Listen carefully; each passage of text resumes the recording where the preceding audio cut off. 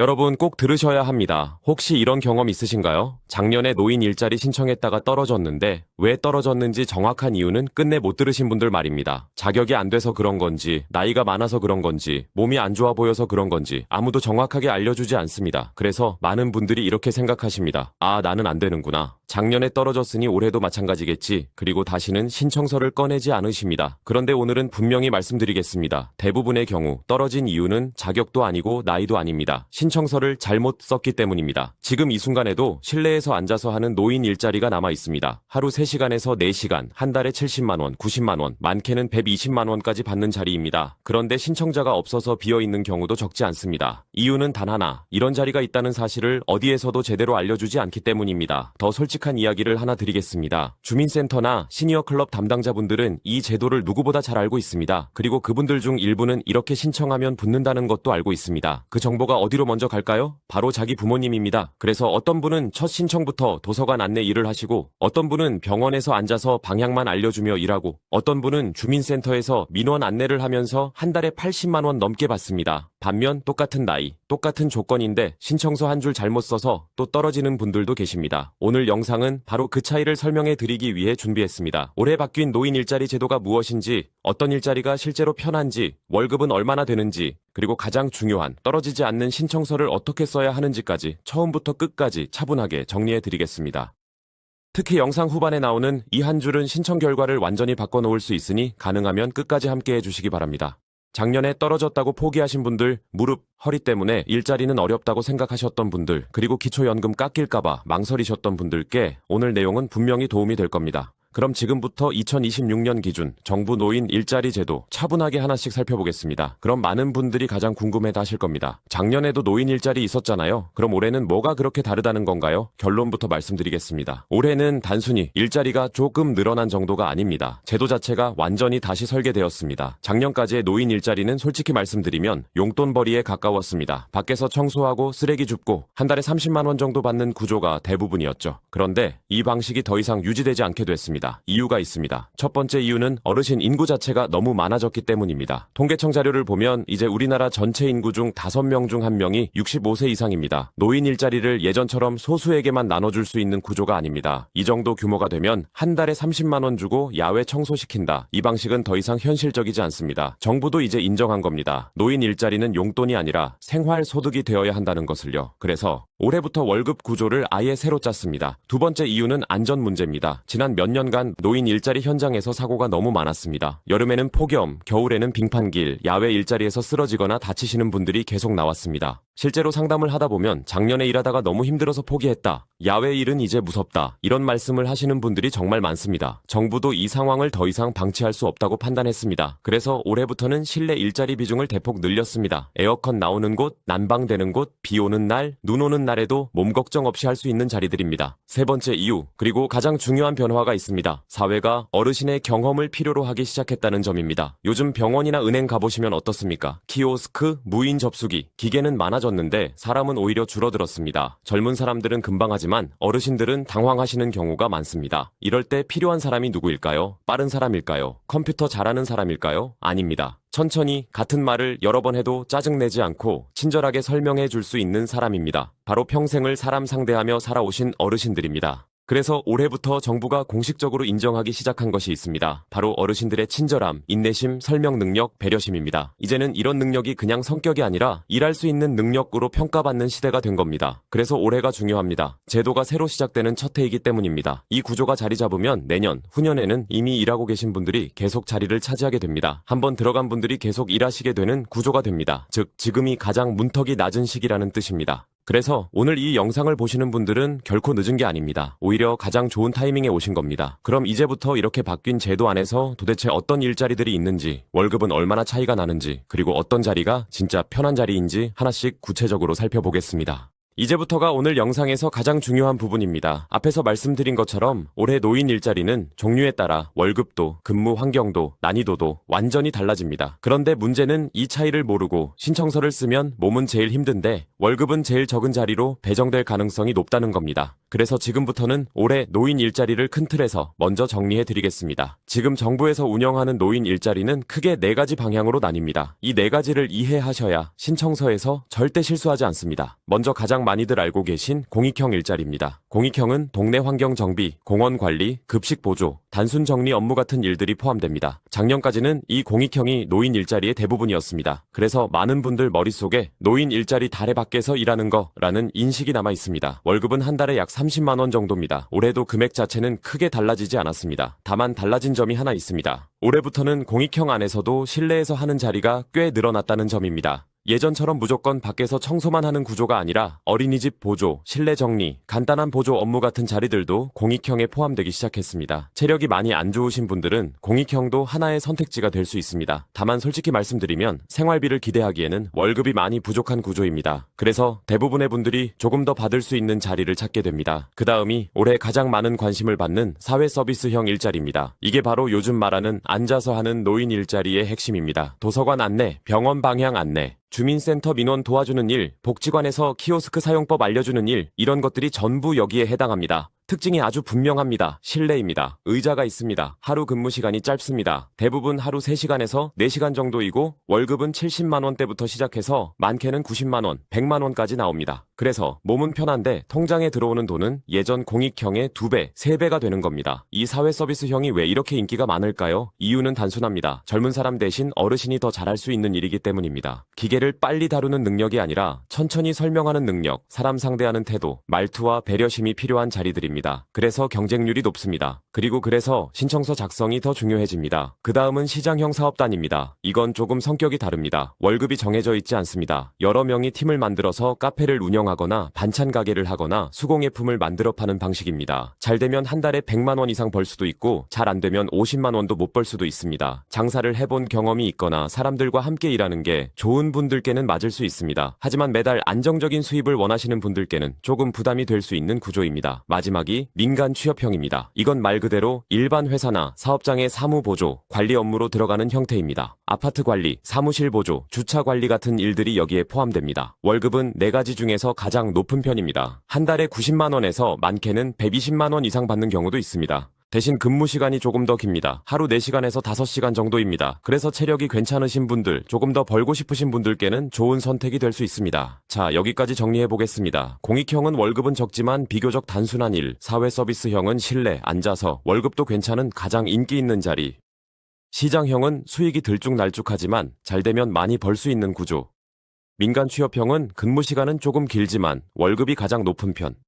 이 4가지 중에서 대부분의 어르신들이 가장 선호하는 건 단연 사회서비스형입니다. 그래서 지금부터는 이 사회서비스형을 중심으로 월급이 실제로 얼마나 나오는지, 하루 일과가 어떤지, 그리고 왜 일 같지 않다, 고들 말하는지 구체적인 사례를 들어서 하나씩 설명해 드리겠습니다. 이제부터는 많은 분들이 가장 궁금해하시는 사회서비스형 일자리에 대해 조금 더 구체적으로 말씀드리겠습니다. 앞에서 간단히 설명드렸지만 사회서비스형은 올해 노인 일자리 중에서 가장 조건이 좋은 자리들이 모여있는 유형입니다. 왜 다들 이 자리를 원할까요? 이유는 딱 3가지입니다. 몸이 편하고 시간이 짧고 월급이 생각보다 많기 때문입니다. 먼저 근무 환경부터 말씀드리겠습니다. 사회서비스형은 거의 전부 실내에서 이루어집니다. 도서관, 병원, 주민센터, 복지관, 공공기관 같은 곳입니다. 에어컨 나오는 곳, 난방되는 곳, 비 오나 눈 오나 상관없는 공간입니다. 야외에서 오래 서 있거나 무거운 걸 드는 일은 거의 없습니다. 의자에 앉아 있다가 사람이 오면 일어나서 안내해주고 다시 앉는 식입니다. 그래서 무릎이나 허리가 안 좋으신 분들도 충분히 하실 수 있습니다. 다음으로 근무 시간입니다. 사회서비스형은 대부분 하루 3시간 정도입니다. 길어도 4시간을 넘지 않습니다. 아침 9시에 출근해서 12시에 퇴근하는 경우가 가장 많습니다. 어떤 곳은 10시부터 1시까지이기도 합니다. 이 말은 무슨 뜻이냐 하면 점심 먹기 전에 일이 끝난다는 뜻입니다. 일하고 나서 집에 와서 점심 드시고 병원도 가시고 장도 보고 오후 시간은 전부 자유입니다. 하루가 일 때문에 묶이지 않습니다. 이제 가장 궁금해하실 월급 이야기를 해보겠습니다. 사회서비스형의 월급은 지역과 기관에 따라 조금씩 다르지만 대략적인 범위는 분명합니다. 한 달에 76만 원부터 시작해서 80만 원, 85만 원, 많게는 90만 원 이상 받는 경우도 있습니다. 실제로 일하시는 분들 사례를 들어보겠습니다. 부천에 사시는 이정숙 어르신은 구립도서관에서 일하고 계십니다. 하시는 일은 반납함에 들어온 책을 분류대에 올려놓고 책 찾으러 오신 분들께 위치만 알려주는 정도입니다. 무거운 책은 직원들이 정리하고 어르신은 가벼운 책들만 다루십니다. 하루 근무 시간은 오전 9시부터 12시까지 딱 3시간입니다. 월급은 한 달에 82만 원을 원을 받고 계십니다. 어르신 말씀을 그대로 전해드리면 의자에 앉아있는 시간이 더 많아요. 힘들다는 생각은 한 번도 안 들었어요. 라고 하셨습니다. 천안에 사시는 한영자 어르신은 병원 안내 일을 하고 계십니다. 휠체어 밀거나 환자를 옮기는 일은 아닙니다. 진료실이 어디 있는지, 접수는 어디서 하는지 방향만 알려주는 역할입니다. 대부분 앉아서 계시다가 필요할 때만 일어나십니다. 근무 시간은 오전 9시 반부터 12시 반까지 역시 3시간입니다. 월급은 한 달에 88만 원입니다. 어르신 말씀으로는 이게 일이냐 싶을 정도다. 산책 나왔다 오는 느낌이다. 라고 하셨습니다. 이런 사례가 한두 분이 아닙니다. 그래서 사회 서비스형의 특징을 정리하면 이렇습니다. 하루 3시간 내외 실내 근무, 앉아서 하는 시간 많음, 월급은 80만 원 안팎. 이 조건이면 왜 경쟁률이 높은지 이해가 되실 겁니다. 그렇다고 해서 아무나 다 할 수 있는 건 아닙니다. 이 자리는 신청서에서 어떻게 쓰느냐에 따라 갈리게 됩니다. 같은 조건인데도 누군가는 사회 서비스형으로 가고 누군가는 공익형으로 가는 이유가 바로 여기 있습니다. 그래서 다음으로는 이 사회 서비스형 자리를 실제로 일하시는 분들의 하루 일과를 통해 더 자세히 들여다보겠습니다. 과연 정말로 일 같지 않다는 말이 왜 나오는지 그 이유를 직접 확인해 보시겠습니다. 이제부터는 사회 서비스형 일자리가 왜 다들 입을 모아 일 같지 않다고 말하는지 하루 일과를 그대로 따라가 보겠습니다. 아침 8시 반쯤입니다. 알람에 쫓기듯 일어날 필요 없습니다. 천천히 씻고 아침 챙겨 드시고 버스나 지하철 한 번 타고 9시쯤 근무지에 도착합니다. 출근하자마자 뭔가 복잡한 일을 시작하는 게 아닙니다. 담당 직원이 오늘도 무리하지 마세요. 이렇게 먼저 말합니다. 자리에 앉아서 잠깐 오늘 할 일 설명 듣고 바로 의자에 앉습니다. 도서관이라면 반납함에 책이 조금 쌓여 있는지 보고 있으면 천천히 분류대에 올려놓습니다. 책이 없으면 그냥 앉아 계시면 됩니다. 병원이나 주민센터라면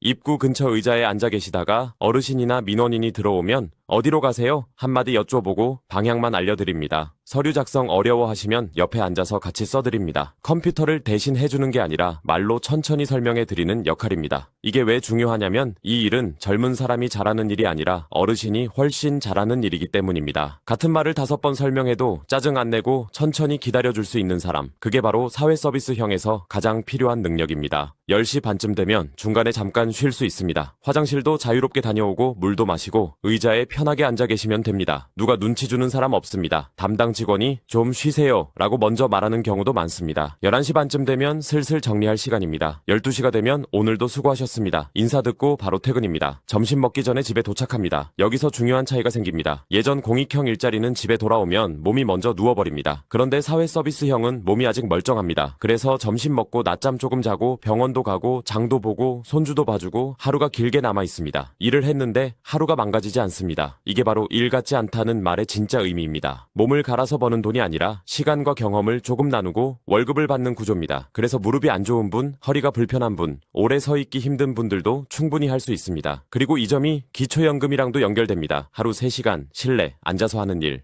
이 정도면 돈 벌다가 몸 망가질까봐 걱정할 이유가 거의 없습니다. 그래서 실제로 사회 서비스형에서 중도 포기하는 비율이 다른 일자리보다 훨씬 낮습니다. 한번 들어가면 계속 하고 싶어지는 이유입니다. 자, 이제 여기서 가장 큰 걱정 하나가 남아 있습니다. 이렇게 월급을 받으면 기초연금이 정말로 안 깎이느냐, 혹시 나중에 손해보는 건 아니냐, 이 부분입니다. 다음에서는 이 걱정을 실제 통장 숫자로 확실하게 정리해드리겠습니다. 이제 많은 분들이 속으로 이 생각을 하고 계실 겁니다. 그래도 돈 벌면 기초연금 깎이는 거 아니야? 이 질문을 상담할 때마다 제가 제일 많이 받습니다. 결론부터 말씀드리면 깎이긴 깎입니다. 그런데 그 깎이는 수준을 알고 나면 대부분 이렇게 말씀하십니다. 이게 깎인 거예요? 실제 사례로 말씀드리겠습니다. 제주에 사시는 김호희 어르신 이야기입니다. 이분은 사회서비스형 일자리로 한 달에 82만 원을 받으십니다. 일하기 전에는 기초연금을 매달 34만 원 받으셨습니다. 처음엔 걱정을 많이 하셨어요. 82만 원 벌면 기초연금 반토막 나는 거 아니냐 이렇게요. 그런데 일 시작하고 첫 달 통장을 확인해 보셨습니다. 기초연금이 33만 5천 원이 들어와 있었습니다. 5천 원 줄었습니다. 어르신이 직접 주민센터에 전화하셨습니다. 왜 이렇게 조금만 줄었냐고요? 담당자가 이렇게 설명해 줬습니다. 어르신, 근로소득에는 기본 공제가 있어서 다 소득으로 잡히지 않습니다. 이게 핵심입니다. 예전에는 노인 일자리에서 번 돈을 그대로 소득으로 계산했습니다. 그래서 조금만 벌어도 연금이 확 깎였습니다. 그런데 올해부터 계산 방식이 바뀌었습니다. 노인 일자리 소득은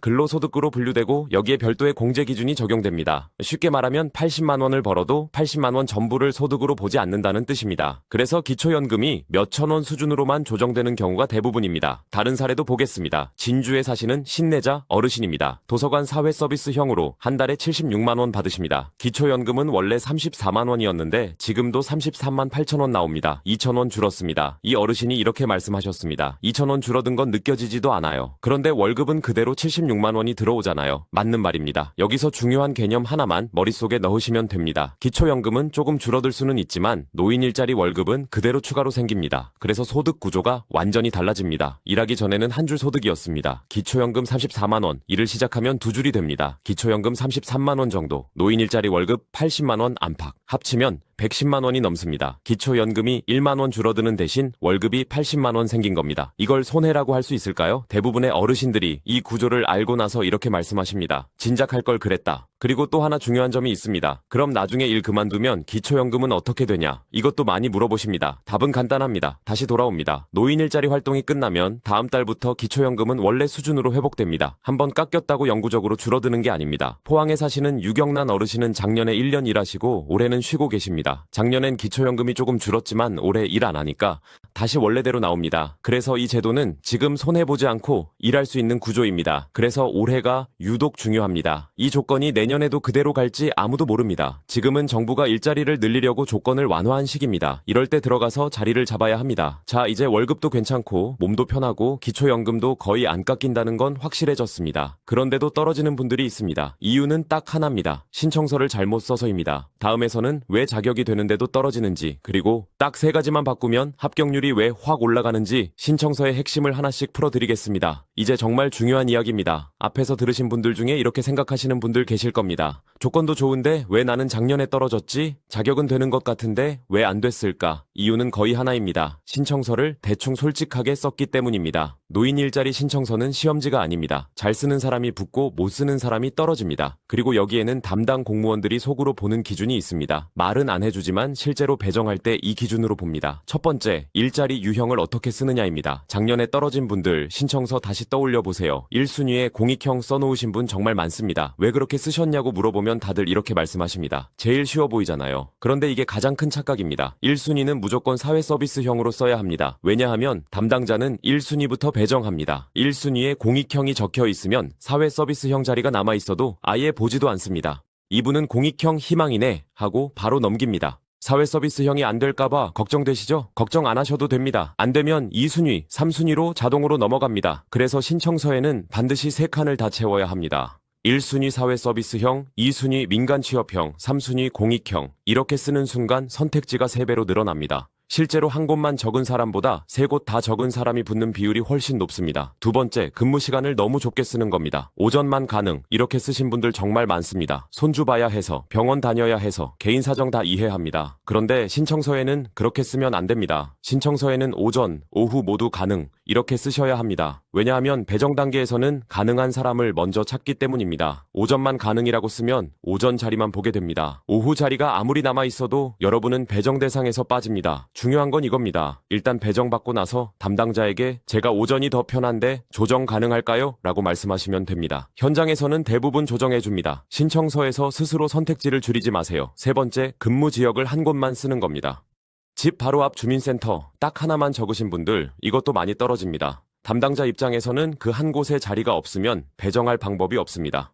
그래서 걸어서 갈 수 있는 곳 3군데 정도는 적으셔야 합니다. 주민센터, 도서관, 복지관 이렇게만 적어도 배정 가능성이 확 달라집니다. 네 번째, 건강 상태입니다. 이 부분에서 많은 분들이 반대로 실수합니다. 아픈 거 쓰면 안 뽑을 것 같아서 건강 양호라고 쓰시는 분들 그렇게 쓰면 야외 공익형으로 배정될 확률이 올라갑니다. 담당자는 신청서에 적힌 내용을 보고 배정합니다. 건강 양호라고 되어 있으면 야외도 가능하겠네 라고 판단합니다. 무릎이 안 좋으신 분은 무릎 통증으로 오래 서 있기 어려움, 허리가 안 좋으신 분은 허리 디스크로 장시간 서기 곤란 이렇게 솔직하게 쓰셔야 합니다. 그러면 담당자가 이분은 실내 앉아서 하는 자리로 먼저 봅니다. 실제로 이렇게 써서 도서관, 주민센터, 병원 안내로 배정받은 분들 정말 많습니다. 숨긴다고 좋은 자리 가는 게 아닙니다. 솔직하게 써야 몸에 맞는 자리로 갑니다. 정리하면 이 5가지만 지키시면 됩니다. 1순위는 무조건 사회서비스형, 2순위, 3순위 전부 채우기 근무 시간은 오전, 오후 모두 가능 근무 지역은 3곳 이상 건강 상태는 솔직하게 이렇게 쓰면 자격이 되는 분들은 붙을 확률이 확실히 올라갑니다. 그리고 이미 공익형으로 배정받았다고 실망하지 마세요. 올해 공익형으로 성실하게 일하면 내년에 사회서비스형 지원할 때 가산점이 됩니다. 작년에 공익형 했던 분들이 올해 더 좋은 자리로 옮겨가는 경우 정말 많습니다. 포기하지 말고 경력으로 만드세요. 마지막으로 이건 진짜 중요한 팁입니다. 신청 기간 전에 전화 한 통 하세요. 주민센터든 시니어 클럽이든 어디든 좋습니다. 올해 우리 동네에 실내 일자리 어떤 게 나와요? 이렇게만 물어보세요. 그럼 담당자가 여러분 이름을 미리 기억합니다. 나중에 배정할 때, 아, 그때 전화 주신 분, 이렇게 떠올립니다. 이게 당락을 가르는 경우도 분명히 있습니다. 이제 여러분은 남들보다 한 발 앞에 있습니다. 제도도 알고, 좋은 자리도 알고, 신청서 쓰는 법도 압니다. 남은 건 실제로 행동하는 겁니다. 전화하고, 신청하고, 포기하지 않는 것.